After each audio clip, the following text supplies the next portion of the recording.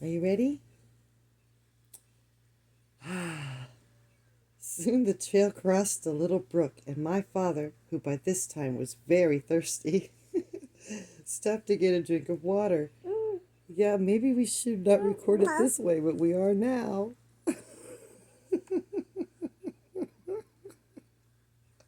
Who's that? He stopped to get a drink of water.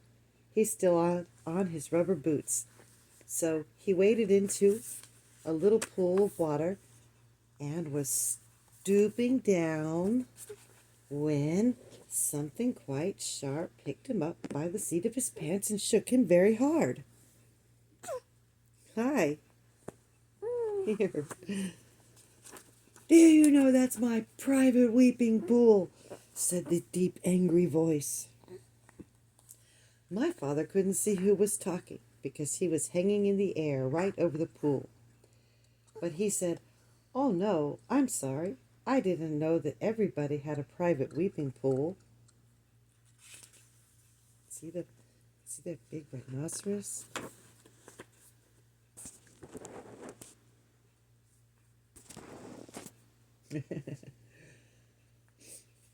Now that my tusk is ugly. Wait.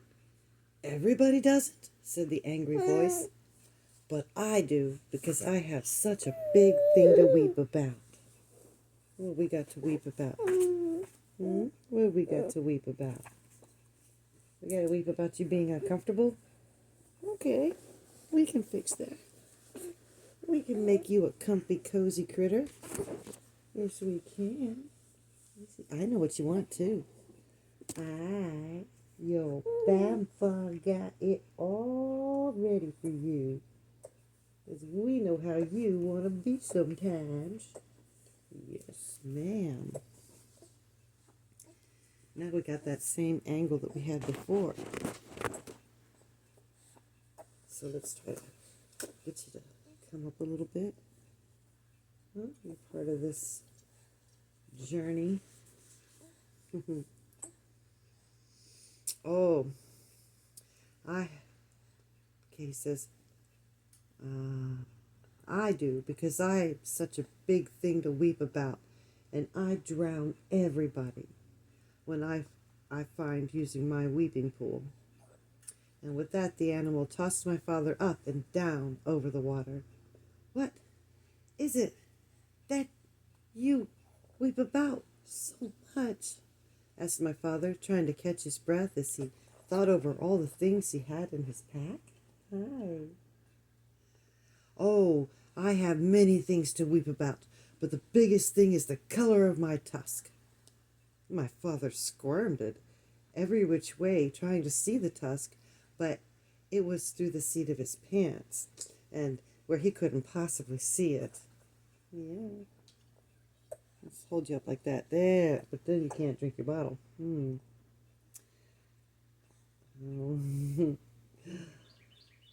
When I was a young rhinoceros, my tusk was pearly white. Whoa, we lost it. We found it. My tusk was pearly white, said the animal. And then my father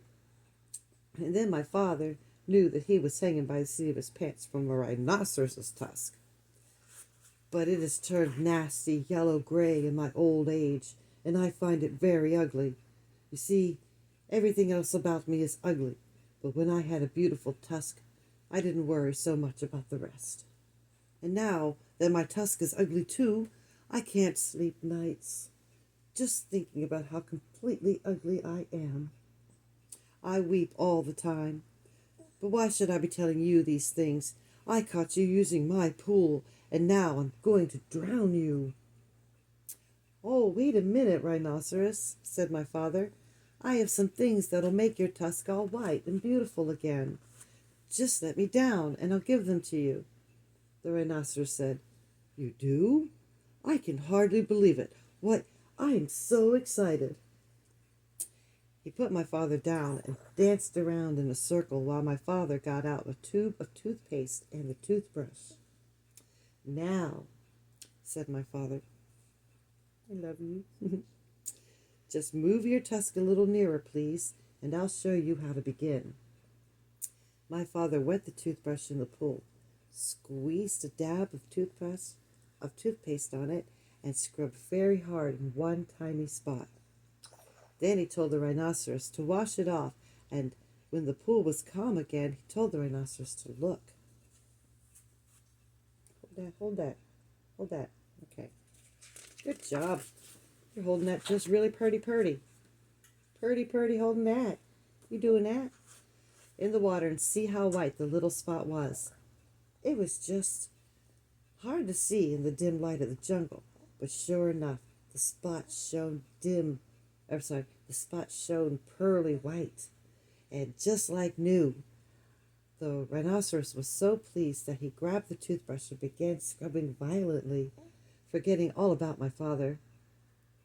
Just then, my father heard footsteps, and he jumped behind the rhinoceros. It was the boar coming back from the big clearing where the tigers were chewing gum. The boar looked at the rhinoceros and at the toothbrush and at the tube of toothpaste, and then scratched his ear on a tree. "Tell me, rhinoceros," he said, "where did you get that fine tube of toothpaste and that toothbrush?" "Too busy," said rhinoceros, and he went on brushing as hard as he could. The boar sniffed angrily and trotted down the trail toward the dragon, muttering to himself, "Very suspicious. Tiger's too busy chewing gum. Rhinoceros too busy brushing his tusk. Must get hold of that invasion. Don't like it one bit. Not one bit. It's upsetting everybody terribly. Wonder what's going on here. What's it doing here? What's it doing here anyway?" Oops. I got it this time. Oh, I didn't have it, did I? You want to see the rhinoceros? Oh, you want your bottle more? Here you go. That's the rhinoceros. I can show the rhinoceros. See the rhinoceros. Yay. I couldn't see that because I was holding a bottle. I was holding a bottle. You say what? Oh, what's going on here? What's going on here? He said, Chapter 7. My father meets a lion. My father waved goodbye to the rhinoceros, who was too busy to notice. Got a drink further down the brook. Yes. Is that all? He looking at you again? She says hi. Say hi, future me. He hadn't gone very far when he heard an angry animal roaring. "Ding, blasted, I told you not to go blackberrying yesterday. Won't you ever learn?" What will your mother say? Yeah? Don't throw up on me again, because that was like not a fun thing to do on the camera.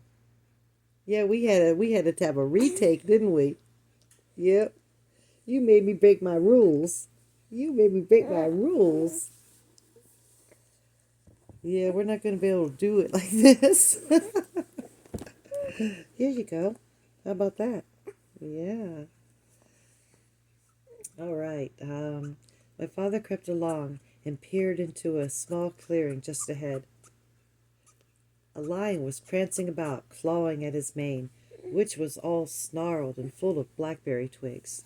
The more he clawed, the more it became, and the worse it became, and the madder he grew, and the more he yelled at himself, because it was himself he was yelling at all the time.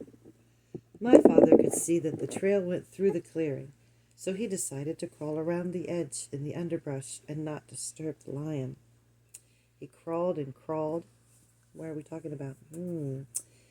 And the yelling grew louder and louder. Just as he was about to reach the trail on the other side, the yelling suddenly stopped. Hey, you uncomfortable? I know what happened here. I turned off your distraction, and now you don't have a distraction. Well, I didn't mean to turn it off, but it's there because it wants me to say yes to it. Now you got shapes back. Better? The more he crawled, the worse it became. Oh, we got that far. And just as he was about to reach the trail on the other side, the yelling suddenly stopped. My father looked around and saw the lion glaring at him. The lion charged and skidded to a stop a few inches away. See the lion? Yeah, it's the lion. Yes. Let's show the lion. Show the lion. Show the lion. Yes. Who are you? The lion yelled at my father. My name is Elmer Elevator. What do you think you're going? I'm going home, said my father. That's what you think, said the lion. Ordinarily, I'd save you for afternoon tea, but I happen to be upset enough and hungry enough to eat you right now.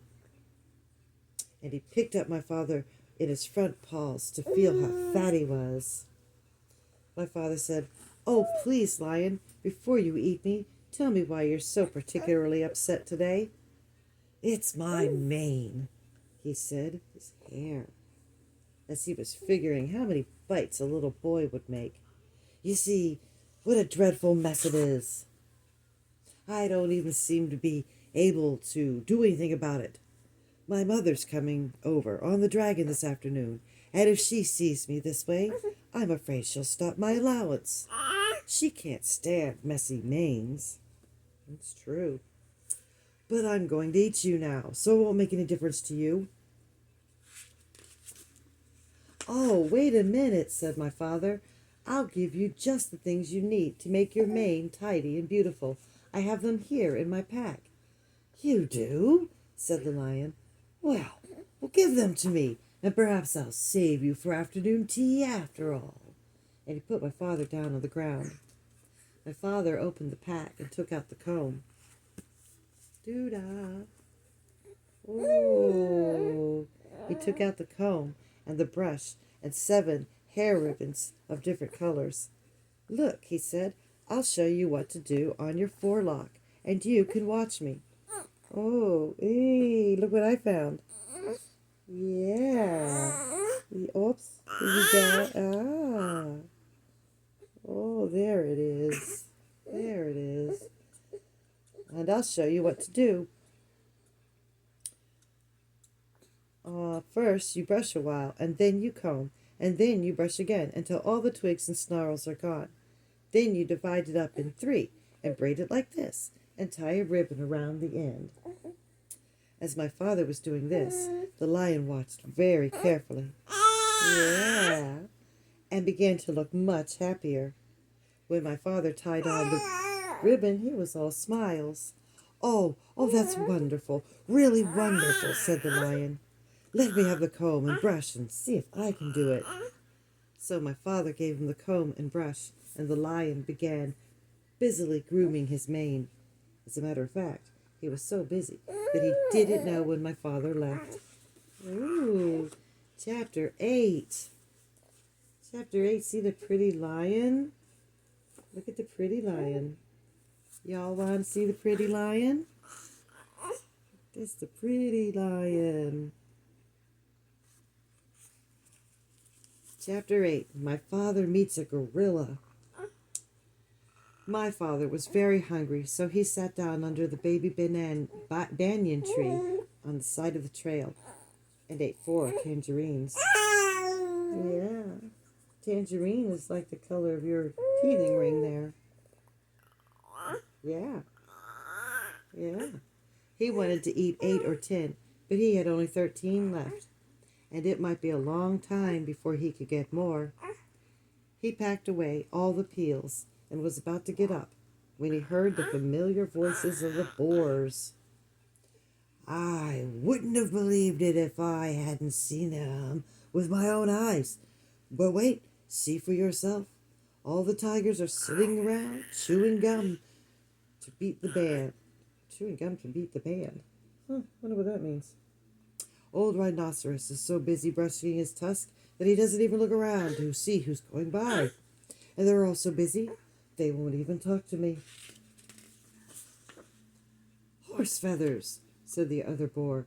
How very close to my father. Horse feathers, said the other boar, now very close to my father. They'll talk to me. I'm going to get to the bottom of this if this is the last thing I do.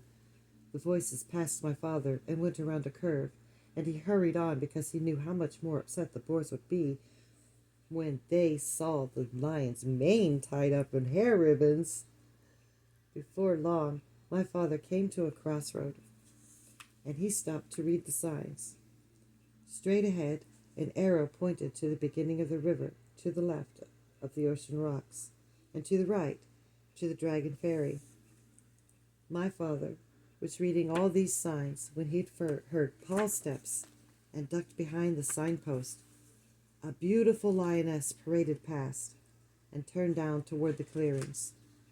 Although she could have seen my father if she'd bothered to glance at the post, she was much too occupied looking dignified to see anything but the tip of her own nose.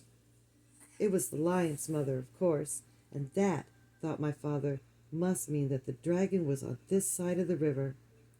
He hurried on, but it was farther away than he had judged. Finally, he came to the river bank in the late afternoon and looked all around, but there was no dragon in sight anywhere. He must have gone back to the other side. My father sat down under the palm tree and was trying to have a good idea when something big and black and hairy jumped out of the tree and landed with a loud crash at his feet. "Well," said the huge voice. "Well, what?" said my father, for which he was very sorry when he looked up and discovered he was talking to an enormous and very fierce gorilla. "Well, explain yourself," said the gorilla. "I'll give you till 10 to tell me your name, business, your age, and what's in that pack." And he began counting to 10 as fast as he could. "Oh, do we need another break? Are you getting active? Yeah, you might want to play now. And I have 2 more seconds. You've been very patient. I'm very pleased with you. I am very pleased with you. Yeah. Let's stop it here and have a little break. I am really having fun with this with you. I sure am. Say goodbye for now. We'll be back later. Bye.